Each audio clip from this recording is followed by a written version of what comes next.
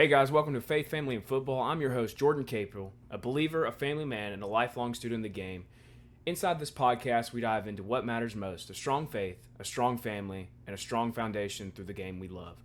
Every episode will share stories, lessons, and encouragement to help you lead with purpose on the field, at home, and in your walk with God. And at the end of the day, coach with confidence. Let's get after it. Hey guys, welcome back to the Faith, Family, and Football podcast. Today we're going to be talking a little bit about building a relationship with your athletes and how that can help you build a more successful program. So, first of all, I want you to think about the impacts that the transfer portal has had within the college level athletics and think about how that could possibly influence a change within high school athletics. Will people be offering money? Probably not. But schools are going to be more invested into their facilities to attract more athletes to their programs. And I think that through social media and things of that nature, they're going to be able to influence kids to move schools. Now, is this wrong? I don't really think so, but we have to be able to battle it using what we have available as resources to us. Now, you may not be a social media mastermind or somebody who can do graphic design work, but you are somebody who should at least be a professional in football and a professional in relationships. And you need to focus on building those relationships because a relationship with your kids is something that can ultimately prevent them from leaving and going to a separate program, especially if they're an athlete who will be good in the future but is not quite getting the playing time that they want right now. So, how do we develop those relationships? Well, a key to any conversation is finding common ground. So if you want to build a relationship with an athlete who is new to your program, or you're going to start a fresh new relationship with them, maybe you don't know them that well, find a common ground. Find something that you can have a conversation about that you both enjoy. It doesn't need to necessarily be program or football related, okay? So it can be fishing, hunting, gaming. It can be college level athletics. It can be NFL, Major League athletics, whatever it is. Find something that you both enjoy that you can have that conversation with at any time, okay? Because what this is going to do is it's going to allow them to kind of put their wall down and have an open conversation with you. This is a great way to start building a relationship on the front end. Once you have that initial relationship, you can have deeper conversations. You can begin to get to know about their family, about their personal goals, whatever it may be. When you begin doing that stuff, it shows them that you care about them as an individual and not just as an athlete. Now, this is an extremely important part of coaching because a lot of coaches ignore this step. They just talk ball. Like the only time that they talk to their kids is in the meeting room, and we're only going to be talking about X's and O's. There's nothing else. So if you want to start making a true impact on your kids, you need to be able to have conversations. You might not be somebody who's good at it. It might take some work for you, but you need to be consistent about trying it over and over and over again. Will it be difficult at times? Absolutely. Not all kids are going to be easy to talk to, right? If you've taught in the classroom, there's several kids that you might not want to have a conversation with, but you have to do it as a teacher, right? And it's the same thing as a coach. If somebody's in your program and you are an influence to them, whether you like it or not. And you need to be able to have conversations with them, whether you like it or not. And as you begin to get more and more comfortable with it, right, you can have open conversations with them, allow them to open up. They're going to recognize that you care about them as much more than just an athlete. And that's a key part of growing a successful program is having those relationships, having that culture to fall back on when things don't go our way, when adversity strikes. If you are not currently doing this within your program, I highly suggest that you start building this relationship with your athletes and make sure that you're leading with intention and empathy.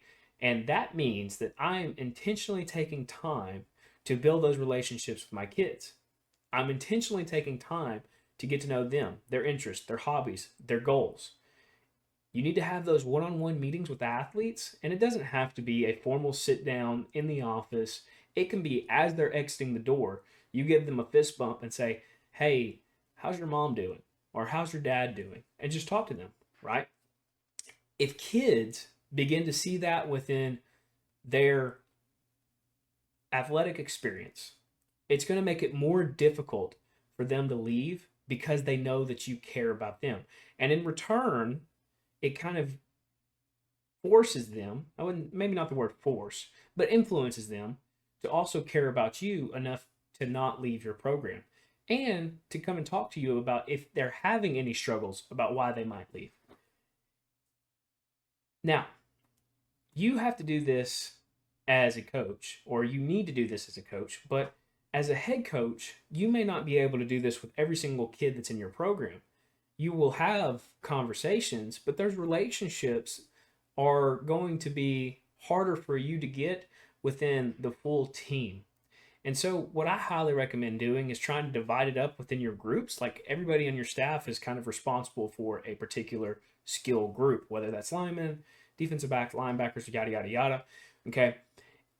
If I am the linebacker coach, then it should be my personal responsibility to develop a relationship with those kids. Because at the end of the day, who's responsible for coaching linebackers? It's me. So if I want to be able to get to know my kids so that I can coach them better, then I have to build those relationships. If I want them to take me seriously, to know that I care about them, then I need to be responsible for developing those relationships. It can't be somebody else developing those relationships because they're not coaching them. Does it help for other people on staff to have those relationships? Absolutely, because that goes on to building the stronger culture. But I have to take ownership of that.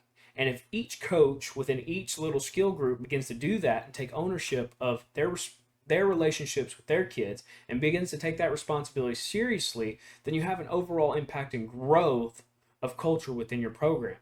Now, what I can also do to help the head coach, right? Because the head coach is going to be somebody who has a lot on their plate, but they need to still be responsible for the relationships too. They just may not be as involved as we can be because we might be managing 10 kids where they might be managing 60 plus kids. It really depends on the number in the program.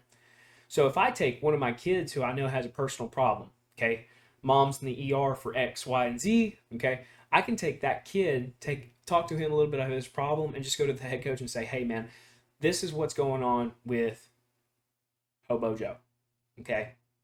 If we can just kind of get to a point to where everyone on staff is taking ownership of the relationships within their particular skill groups, relaying that information with the staff, and then taking time, short stems of time, not has to be 15, 20-minute conversations, but just share that information with each other when something is going on in an individual's life and just show them that we care about that person as a staff, you're going to have a huge dynamic change within your culture. If you don't have a strong culture right now, relationship building is where you need to start. Just showing the kids that you care and not for just their athletic capabilities.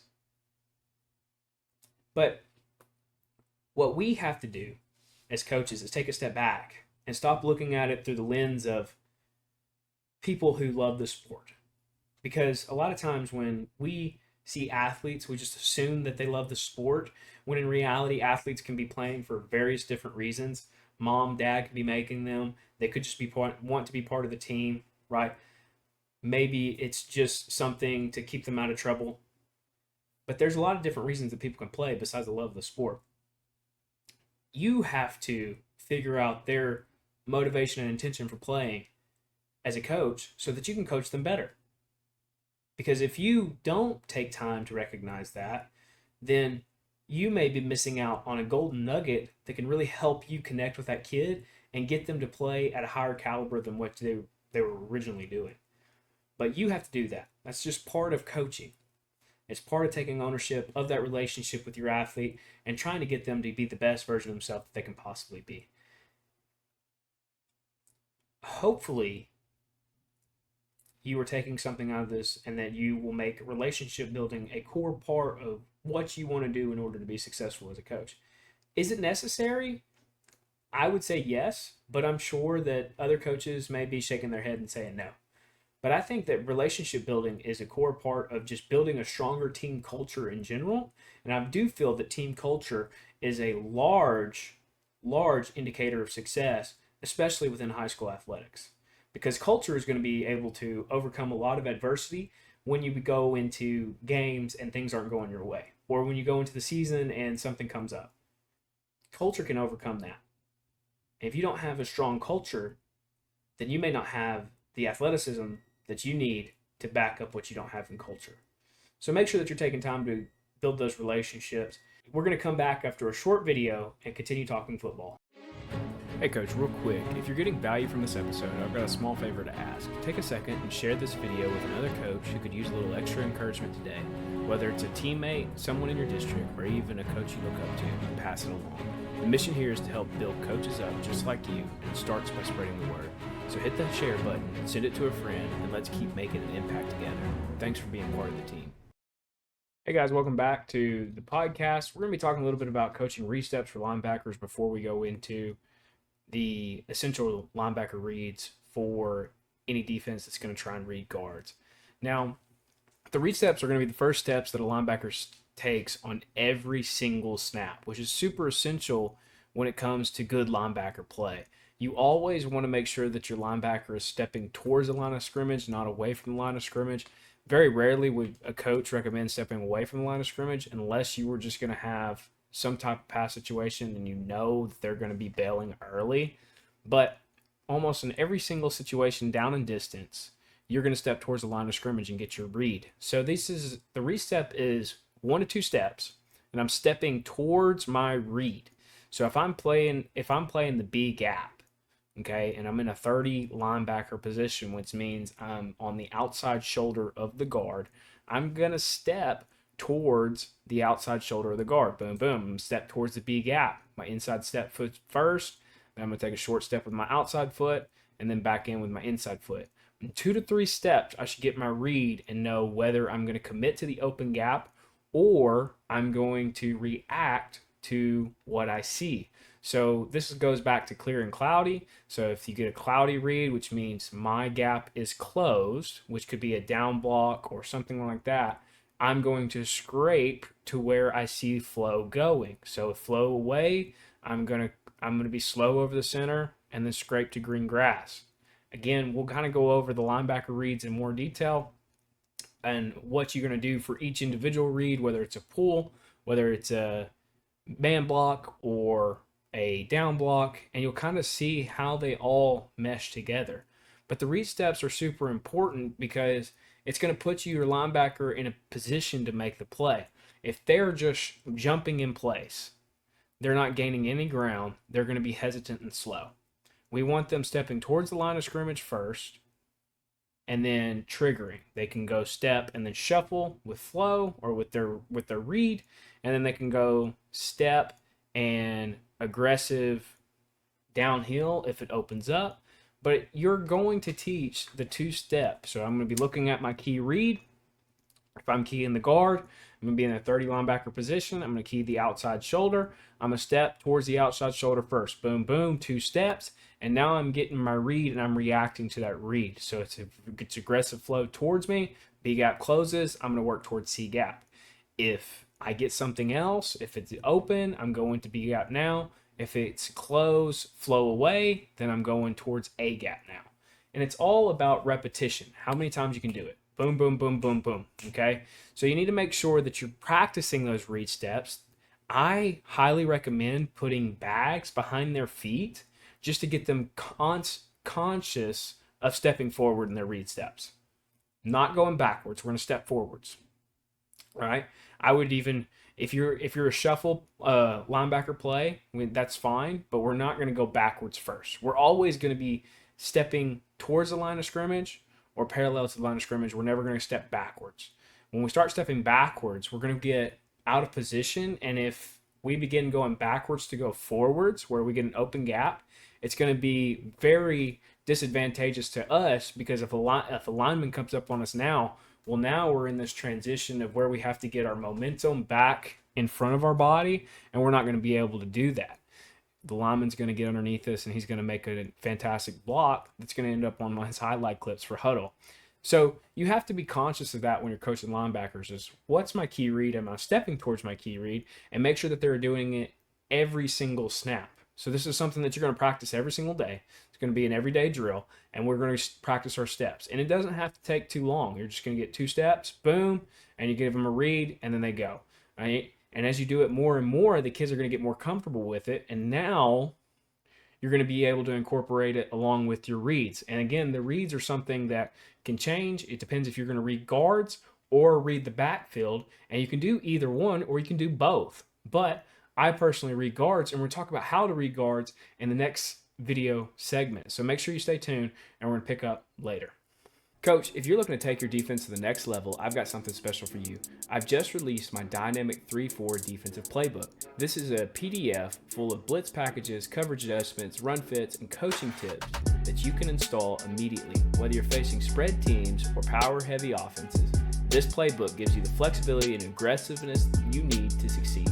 So if you're serious about shutting teams down and confusing quarterbacks, head over to sidelinesuccessacademy.com and grab your copy of the Dynamic 3-4 playbook. Now let's get back to our original episode.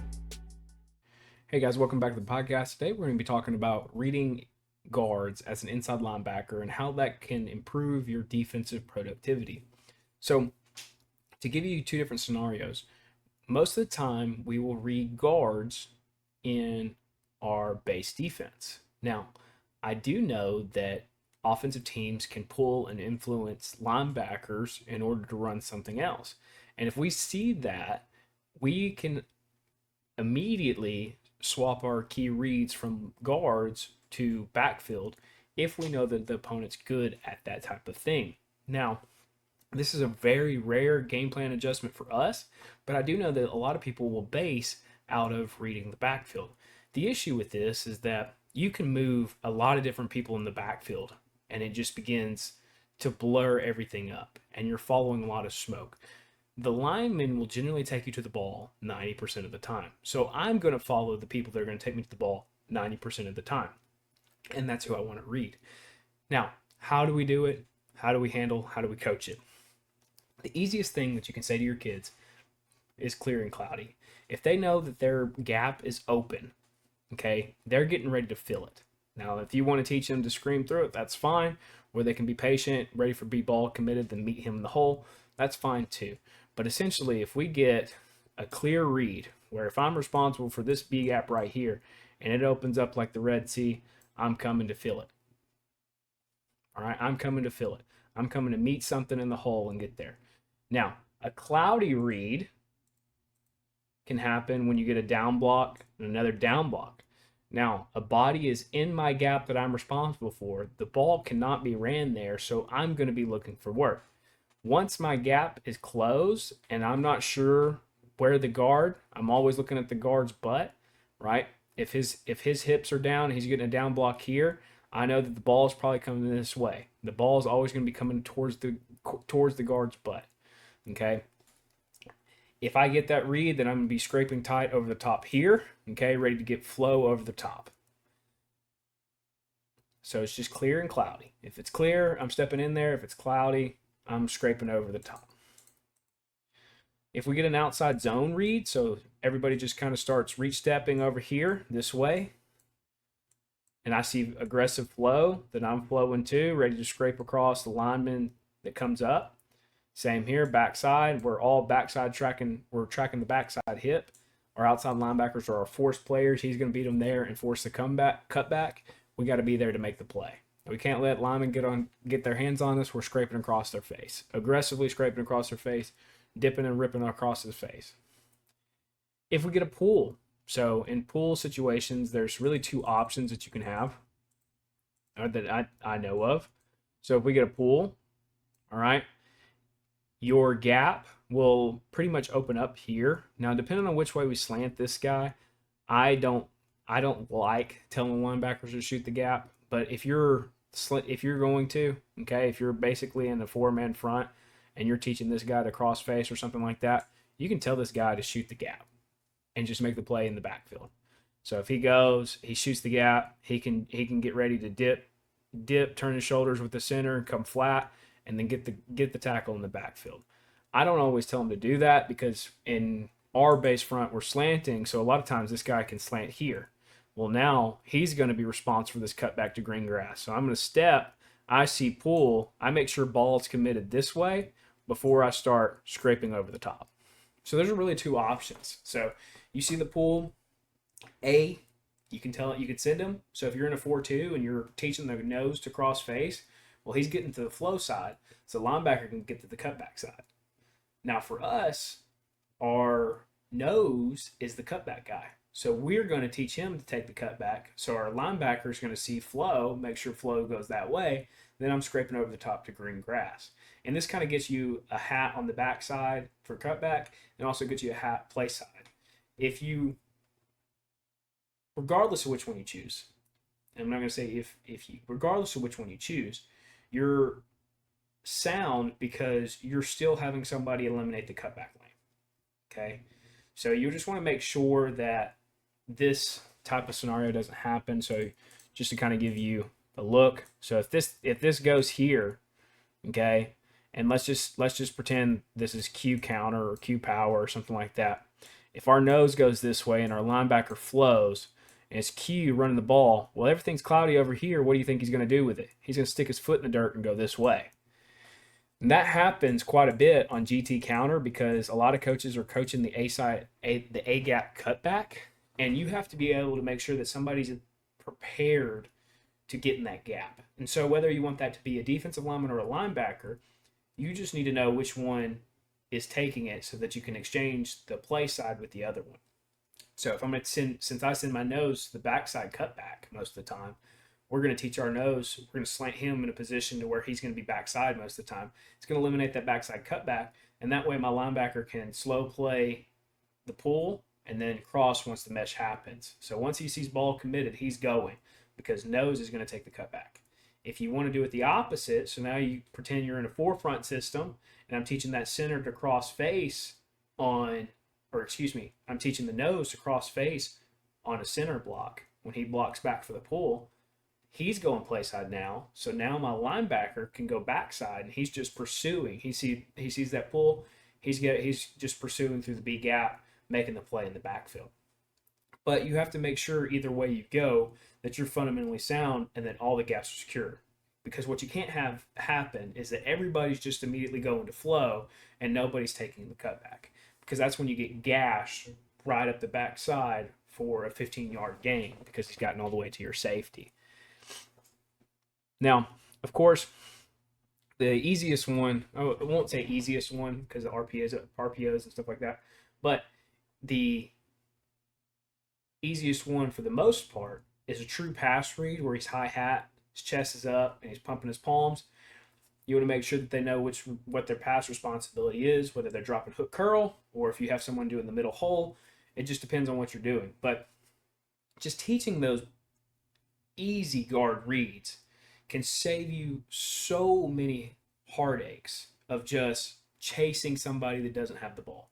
And so if you're constantly keying the backfield, and I see you keying the backfield, okay, as an offensive coordinator, if I see you keying the backfield, I'm immediately going to start smoke and mirrors back there. Boom, you're going to see somebody that you think has the ball, and then we're going to take it the other way. And you are also going to have a difficult time if you key the backfield with people that are under center, because with under center, you're never going to see the ball. If your team is a good under center team, you will never see the football. And so you're not sure. You just hope that you're attacking the right person. And if you're not, if I brought somebody in motion and they're on the backside and they're twirling around, well, now who's accounting for him? Because if that key is on the other side of the field and he's supposed to follow him all the way over here, he's probably never going to make it by the time that dude has the ball. And so those are just some things to consider when you're coaching inside linebackers is, do I want to cross key the backfield or do I want to key the guards? For me, it's always much easier to teach kids to read guards on the front end. And then if I want to change it for a game plan situation, then I can just flip it. I can go at halftime and say, hey, we're not keying guards anymore. We're going to be keying this H back or this S back. We're not keying the guards anymore. We're going to be keying the fullback. You can do that in a game plan situation. What you can't do is take a halftime and teach and coach really well guard reads. It's just not going to happen. You're going to need more time than that. It's got to be something that they rep over and over and over and over. You've got to rep a man block where the gap opens up. You've got to rep a down block where he needs to scrape over the top. You've got to rep a pull and he needs to know his assignment on the pull. You rep those things consecutively and religiously, and the kids will get better and better and better at them. Don't just excuse them because it's harder on the front end. I promise you that if that's your excuse on why you want to key the backfield, it's gonna come bite you in the butt later in the season.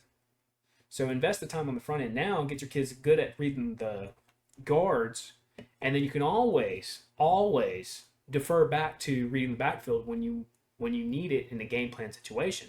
Like if I know that they see me reading guards and they have influence plays, then we can go back and read the backfield.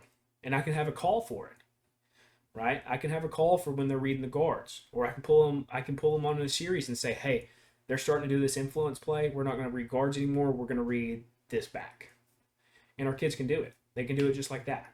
But in order for you to get good at reading guards, you have to know what you want your kids to do, and you have to know how to coach it.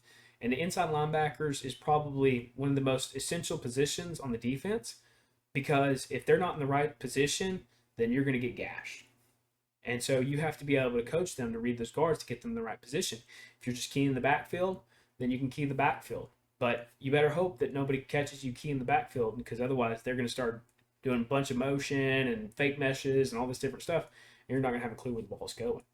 Hey guys, thanks so much for watching today's video. We're going to wrap up a little bit of Bible talk coming from Ecclesiastes chapter 4, verses 9 through 12, where it says, two are better than one because they have a good return for their labor. If either of them falls down, one can help the other up. But pity anyone who falls and has no one to help them up. Also, if two lie down together, they will keep warm. But how can one keep warm alone?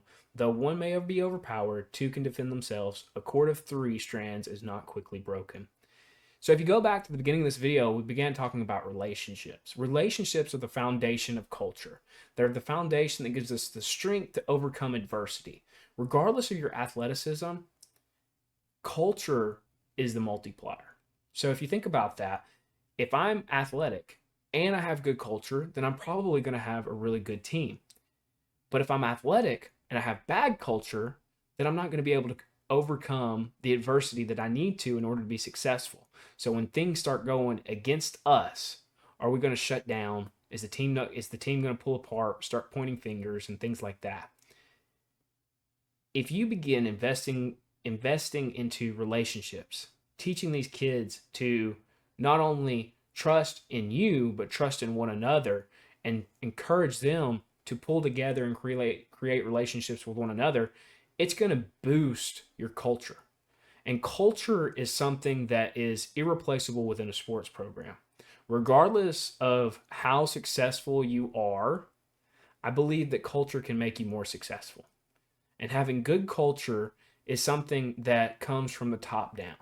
You cannot have good culture without the intention of creating good culture. You're not going to step into a program where everyone magically gets along all the time and there's no adversity and everything's smooth. It's just not going to happen. But what we can do is step into a program, create those relationships, build them up with one another, and then have that strong foundation to where if we have the mindset of regardless what comes at us, we're going to stay firm together and we're going to overcome this. And that comes because you took the time and the initiative to create those relationships and build them up with your kids. And that is what carries over to the successful program. And if you take that same approach, not only just in your program, but in the community, in your church, in your family, right? And you focus on building those relationships up, because what it's saying here is that you need relationships in your life. You do not want to be on an island by yourself. 2 are better than 1, right? Make sure that you're putting time, energy, and effort into those relationships because it's wise to do so. The Bible tells you to do so. And if you think about it, like throughout the whole theme of the Bible, the greatest commandment is to love others. Love others. And if you can do that through not just your family, not just what you're doing out in the community, but also within your program, and you teach your kids to do that, you're going to create a positive culture and a positive mindset within your program that's going to bleed over into your program success. But what you have to do is take the initiative. You start having to develop those relationships, and it goes back to finding the common ground, taking time to build upon those relationships, and then learning to initiate those conversations with empathy, right? And making sure that you understand that you are not the same as your athlete, and trying to figure out what motivates them so that you can become the best possible coach for them and the best possible coach for your program.